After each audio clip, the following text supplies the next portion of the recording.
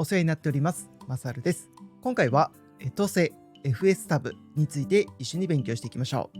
今回の問題はこちらです。Linux では起動時やマウント -a コマンドでファイルシステムをまとめてマウントすることができます。しかし、特定の項目だけは自動でマウントしてほしくないという場合があります。その時、FS タブに書くマウントオプションとして適切なものはどれでしょうか。1、No User。2、No Out。3、Async。4、User。5、Exec。どれが正解でしょうか。それでは正解の発表です。正解はこちら、2番の No Out です。皆さん正解できましたか？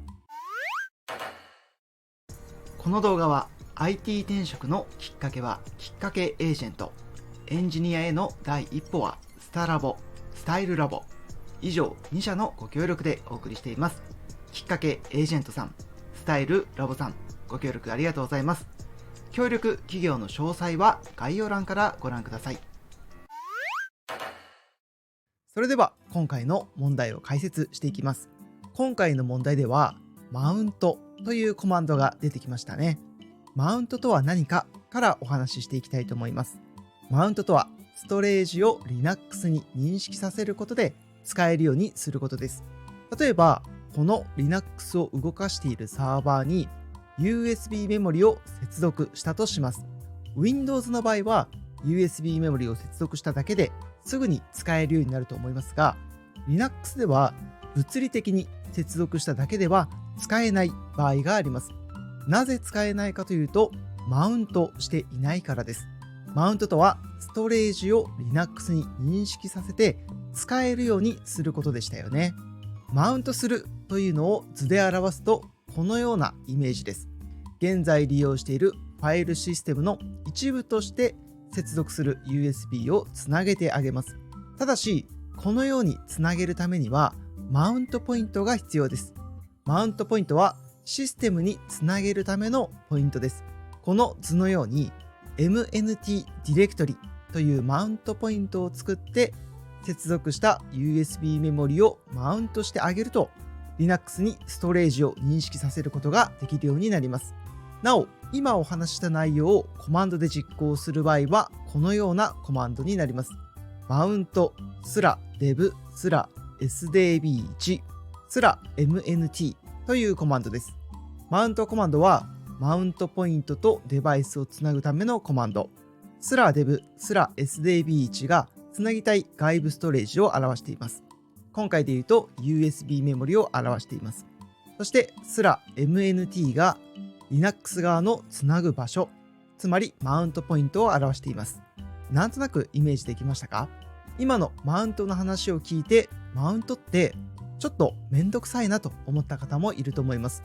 例えば USB メモリを抜き差ししたり、Linux システムが再起動したらまたマウントの作業をしなくてはいけない場合もあります。それだと大変ですよね。そこで今回勉強する FS タブファイルというものがあります。この FS タブファイルをうまく使うとマウントの作業を効率化することができます。ということで、ここから FS タブファイルについて説明していきます。FS タブファイルとはどのようにマウントをするのかを定義する設定ファイルです。例えばマウント -a というコマンドがありますが、このコマンドを実行すると FS タブファイルの内容に基づいてマウント作業を実行してくれます。なので先ほどのようにいちいちデバイスの一つ一つに対してマウントコマンドを実行する必要がなくなります。つまりマウント -a という一つのコマンドで FS タブファイルの内容で勝手にマウントしてくれるということですね。さらに FS タブファイルは起動時に読み込まれるものなので、再起動した場合でも FS タブファイルの内容に従ってマウント処理をしてくれます。これもとっても便利ですよね。では具体的に FS タブファイルの書き方を見てみましょう。FS タブファイルはファイルシステム、マウントポイント、タイプ、オプション、ダンプ、FSCK 順序、この6つのフィールドで構成されています。一つずつ説明していきます。まずはファイルシステム。ファイルシステムは今回の例で言うと USB を示す情報です。例えば USB のデバイス名が SLA-DEV-SLA-SDAB1 となっていれば、そのデバイス名を指定します。その他にも UUID やラベルで指定する方法もあります。次はマウントポイントです。マウントポイントは先ほど説明した通り、Linux システムのどこにつなげるかを指定する情報です。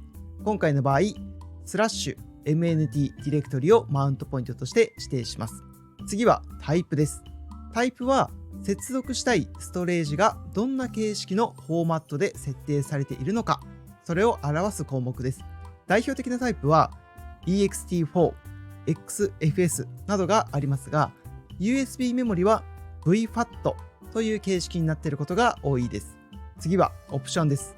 オプションの項目でデフォルツを指定すると、ここに書いているような基本設定が入ります。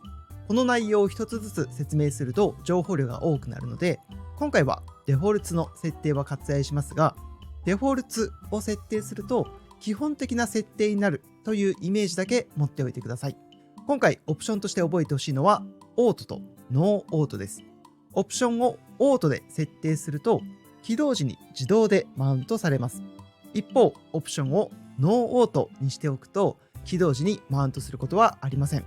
今回の問題の場合は起動時に自動でマウントしてほしくないという場合なので、ノーオートを選ぶのが正解ということですね。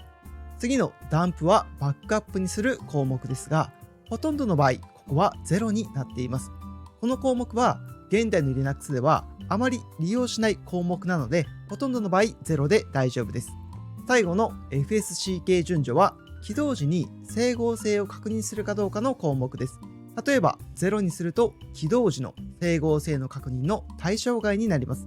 USB メモリの場合は0にすることが多いそうです。ちゃんと起動時に USB メモリの整合性も確認した方が良いのではないかと思う方もいると思いますが、もし起動時に USB メモリの内容もチェックしてエラーが発生してしまった場合、その場合はシステム全体の起動に影響してしまう可能性があるので、起動時に USB メモリの情報は特に必要なければチェック対象から外してあげた方が安心ということで0になっていることが多いようですね。それでは最後に設定例を見ておきましょう。ファイルシステムが/dev/sdab1、マウントポイントが/mnt、タイプが VFAT、オプションが auto、ダンプが0、FSCK 順序が0になっている場合、/dev/sdab1 が接続したい外部ストレージのデバイス名の情報、/mnt がマウントポイントの情報、VFAT が接続するストレージの形式の情報、auto がオプションで起動時に自動マウントする設定、0がダンプの項目で基本的には0、最後の0が FSCK 順序で起動時のチェック対象からは外すという意味になります。一気に覚えるのは大変だと思うので、まずはなんとなくイメージできるようにしておきましょう。ここで少しだけお知らせです。マサルの勉強部では成長したいエンジニアを応援するオンラインコミュニティを運営しています。一人で勉強するのが大変という方は、メンバーシップからオンラインコミュニティに参加していただき、一緒に勉強しましょう。皆さんのご参加お待ちしています。それでは今回の復習です。今回の問題はこちら。Linux では起動時やマウント -a コマンドでファイルシステムをまとめてマウントできます。しかし、特定の項目だけは自動でマウントしてほしくないという場合があります。その時、FS タブに書くマウントオプションとして適切なものはどれでしょうか。1、ノーユーザー。2、ノーオート。3、async。4、ユーザー。5、エグゼク。どれが正解でしょうか。正解はこちら。2番のノーオートですね。まず、マウントとは、ストレージを Linux に認識させて使えるようにすることでしたね。マウントポイントを作ってあげて、マウントコマンドで Linux システムに対してストレージを認識させます。一つ一つのデバイスに対してマウントをするのは大変なので、FS タブファイルというものが存在します。この中にあらかじめマウントをするための情報を定義しておけば、いちいちマウント作業をする必要がなくなります。マウント -a コマンドを使えば FS タブファイルの内容で勝手にマウントしてくれます。FS タブファイルの内容はファイルシステム、マウントポイント、タイプ、オプション、ダンプ、FSCK 順序、6つのフィールドでできています。今回の問題ではオプションの内容が問われていて、自動でマウントしてほしくない場合はどのオプションを使いますかという問題なので、正解はノーオウトですね。オプションでノーオウトを指定すると起動時に自動でマウントすることはなくなります。すべての内容をいきなり覚えるのは大変だと思うので、まずはなんとなくイメージできるようになるところから始めましょう。今回の動画は以上です。お疲れ様でした。最後に少しだけお知らせです。私が書いた Linux1 冊目の教科書が Linux レベル1学習補助教材に認定されました。皆さんの学習にお役立てください。購入リンクは概要欄をご覧ください。それではまた次回の動画でお会いしましょう。